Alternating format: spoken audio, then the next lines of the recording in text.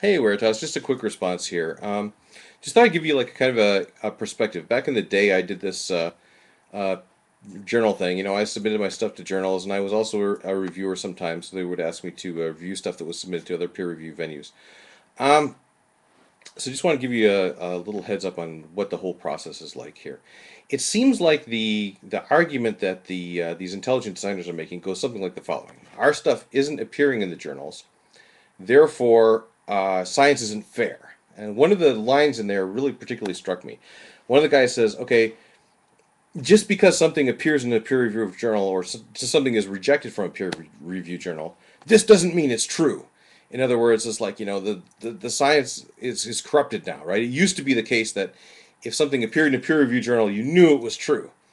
I think this betrays a big misunderstanding. The peer reviewed journals make no claim as to the stuff that appears in there that is actually true. This claim is not made. Uh, the only claim that's made is we had a whole bunch of reviewers look at it, and the reviewers didn't see any reason to reject it.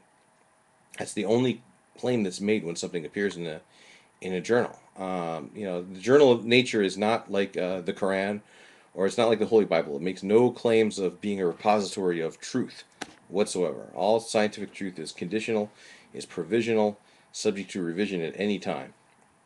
So, um, let me see if I can make this vivid. Okay. Um, you know the it seems like they're saying it's what's happening to us isn't fair because it's not fair that our stuff doesn't appear in the journal, right? If science were really fair, our stuff would appear in the journals and we could debate it in the journals, right?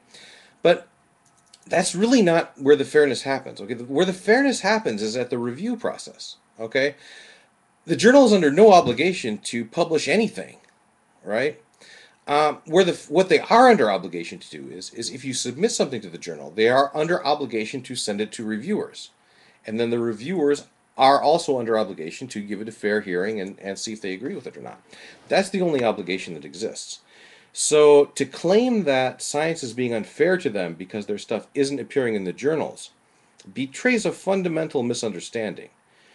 Science is fair to them in as much as they have the same right as anybody else does to submit papers to the journal. Um, you can submit papers. They're not stopping the intelligent design people from submitting papers to the journal, and that's really the only fairness that there has to be. Okay, yes, they have to send it to a reviewer. The reviewer has to look at it and render a decision, but that's the only obligation that's there. Okay, it's kind of like the following. Okay, um, let me see. Let me just make a parallel to see if I can make this more vivid. Right. Say I die right now. Okay, and I go to the judgment throne, and I'm standing in front of God, and God's saying, why shouldn't I just send you straight to hell? And I say, well, God, I paid my taxes. I never cheated on my taxes. And God says, yeah, that's not good enough. And I say, well, I was faithful to my wife. I never cheated on my wife. And God says, I'm not good. That's not good enough. I said, well, my kids turned out okay. I couldn't have been that bad of a dad. And God says, forget it, man. Okay, if you want to get into heaven, the rules are simple. You have to believe on my son, period. And you didn't believe on my son, therefore, you're not getting into heaven, right? That's the rules, okay? I may not like the rules, but just because I don't like the rules doesn't mean the rules are bad necessarily, right? It's the same with these journals, okay? You don't have to like the rules, but that's the rules, okay? Unless the reviewers accept the paper, it's not getting in the journal, okay?